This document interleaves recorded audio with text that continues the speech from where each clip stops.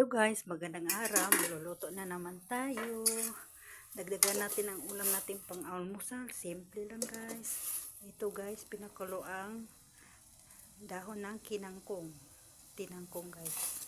Iwan ko sa Tagalog ano yun guys. Yan, mekos-mekos lang yan guys. Panggatong natin guys is karton at uling. Yan. Mekos-mekos lang yan guys. Yan guys oh. Ito ang dahon ng tinangkong. Sa amin tawag tinangkong. Masarap niyan. Lagyan ng suka guys. At saka asin. Ulam na guys. Yan. Wala nang patumpik-tumpik pa guys. Ulamin na yan guys. Yan. Sasalin na natin guys. Kasi lagyan natin ng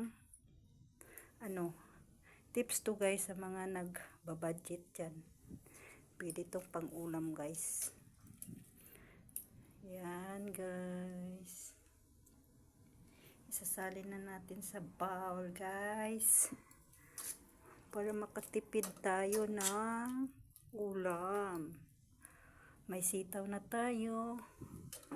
Naginisa at may tinangkong na may suka.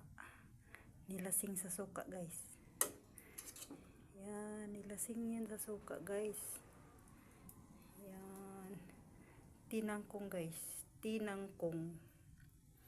This is tinangkong sa amin guys. Yan guys oh. Tinangkong. Yan.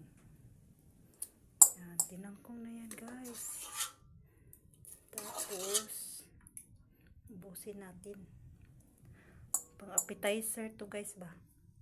Sa amin pang appetizer sa ulam na yan guys. Yan. Magagamit pa yan guys. Yung sabaw niya. Pwede niyong inumin guys. Masustansya yan. Yan guys. Lalo na pag na dahon ng kamote guys. Napakaraming hemoglobin yan guys. Makakatulong.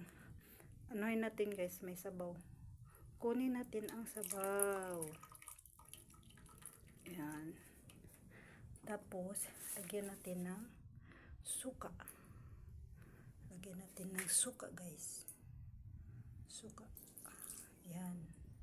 Isa pa. Yan. Tapos, lagyan natin ng asin. Panimpla. Yan. Ulam na yan, guys. Mekos-mekos na yan, guys. Mekos-mekos na yan. Yan. Yan ang ulam ng mga mahihirap guys.